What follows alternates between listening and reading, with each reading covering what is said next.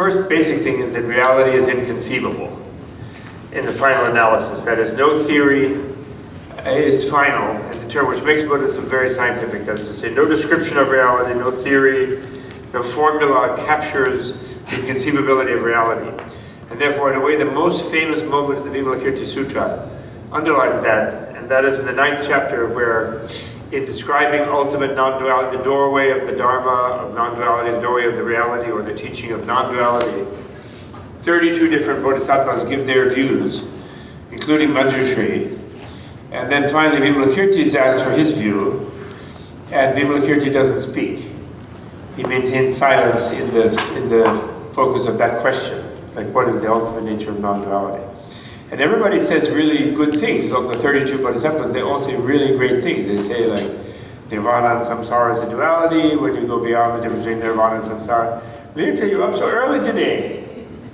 When you go beyond the duality of nirvana and samsara, you know, that is the entrance into the door of non-duality. You know, they say with things like that, which are all very useful. You know, matter and mind are dualistic, and you go beyond the duality of matter and mind, and all this kind of thing.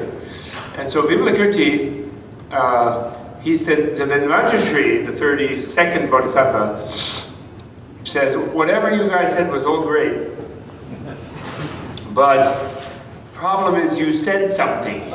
Because reality cannot be encapsulated in any statement. It's beyond the words and concepts and all this kind of thing. So it was kind of too bad you like ventured out there, even though what you said was very non-dual and okay. Still, problem that you tried to express ultimate Dharma door of non-duality. So then he says, and that was his expression. So then he says to Vimalakirti, well, Vimalakirti, what do you have to say? What is the Dharma door? And they're all looking at him because by that time, the 9th chapter, he has showed that he is like Buddha, really, although he's an ordinary person. So see, that's the ordinary living, is the Buddha form in an ordinary person, which is kind of as an absolute contradiction. And they have Shakyamuni out in the garden there with Amrapali out in the suburbs as a Buddha looking like a Buddha, you know, with what we think of what they call in Buddhism a supreme emanation body Buddha. Meaning the whole embodiment with 112 different special signs and marks about that embodiment is this kind of work of art, like the ultimate, you know, like icon, the ultimate tankai as a living being like an icon, you know, where you make your body to teach something. It's a kind of amazing, which is what a Buddha manifestation is. But then some Buddha manifestations are there to just be more like people, to be close to them, etc. And it's revealed by this time that Vimalakirti is that kind of a Buddha. He's what they call a reincarnation emanation body. You know, he's incarnated as an ordinary person, although a very remarkable one, but an ordinary one. He doesn't have 112 marks, so he doesn't have a big, huge thing on top of his head. And actually, that thing on top of his head is not really a thing on top of his head. Of the supreme emanation body Buddha is not a thing. If you see Buddha, you know, that thing on top of his head, it looks like kind of a hairdo, but it isn't a hairdo. What it is a symbol of the fact that they say that no one can see the top of a Buddha's head. And it means that the top of the Buddha's head is like open to sort of infinity or something like that. And that there's no, the gods, or even there's no heaven, there's nothing above the top of a Buddha's head. It's like this cone of light. I jokingly always call him like a conehead, or the guy with the extra scoop and all that. But and so it's symbolized like that, but it's actually like this. It's like, you know, you can't, it's like a being that is like beamed in. It didn't quite finish beaming in. You know, like in Star Trek, you know, yeah. Transporter room beam. He didn't quite get there all the way, and there's this trail of light ray particles like up on top of his head that go off to the infinite. It's called the Nushnisha. And so Vimalakirti doesn't have that. But so then they say, well, what do you think is the ultimate Dharma door or teaching door of non-duality, of the ultimate reality? And Vimalakirti remains silent. And in that silence of Vimalakirti, then I always ask my students when I teach this sutra in school to tell me what is so great about Vimalakirti's silence. Then, you know, 84,000 beings attain a higher stage of realization from his silence. And what is special about it? Because the earlier, in the 7th chapter, Shariputra is asked by a goddess who suddenly appears within the house, who says, well, Shariputra, and then they're having this conversation, and at one point she says to Shariputra, well, Shariputra, how long have you been enlightened? And then Shariputra doesn't say anything. And then she says, Shariputra, I asked you a question, it's your turn to speak. Has the cat got your tongue, sort of type thing? And he says, no, but I just know you can't say anything about enlightenment really, so I didn't say anything. She says, what do you mean you can't say? Do not point to enlightenment by abandoning speech. The very nature of speech is enlightenment. Just as enlightenment cannot be discovered inside, outside, or anywhere in between, so speech, by its nature, is neither inside nor outside nor anywhere in between. Speech itself is inconceivable, in other words. It has the nature of liberation, speech. You know, like I'm talking, but my talking doesn't happen unless it happens in your perception.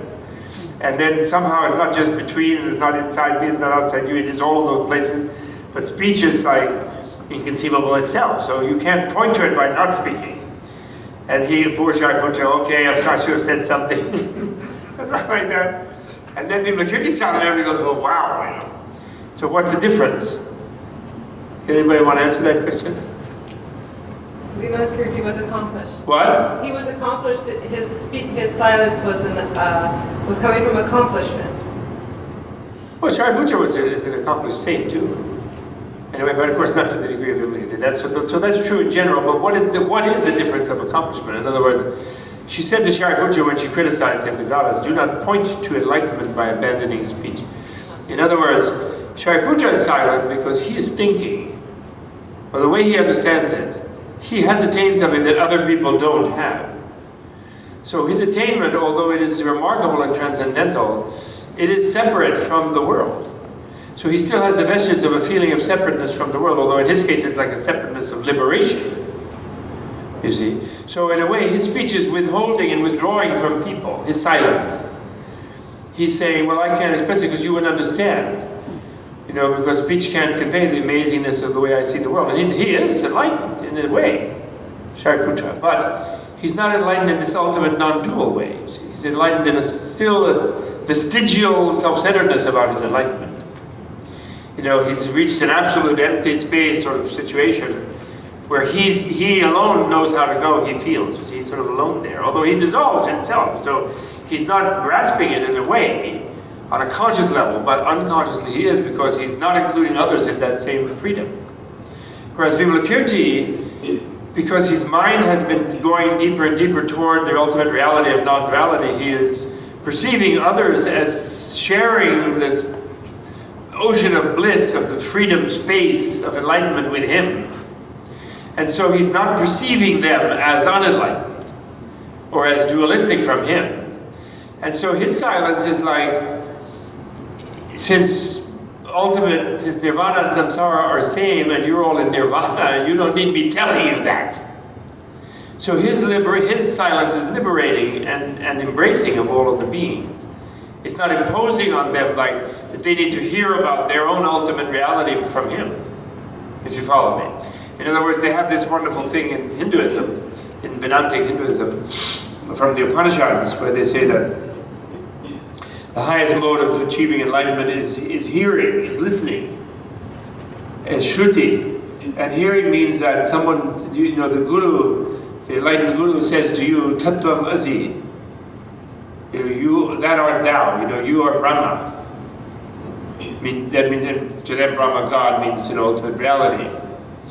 And so they say that when you hear that in a certain setting from the guru, you know, you are God, you know, from someone who feels that way, who sees it that way.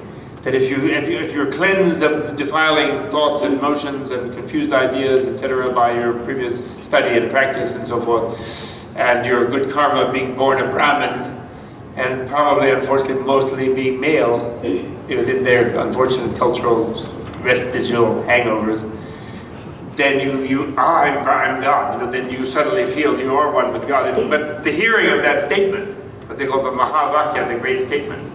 So in Vimalakirti's case, he doesn't need to make a great statement, because if you're God, you should know about it. Nobody needs to tell you. Is the difference, you know, a little bit, I did.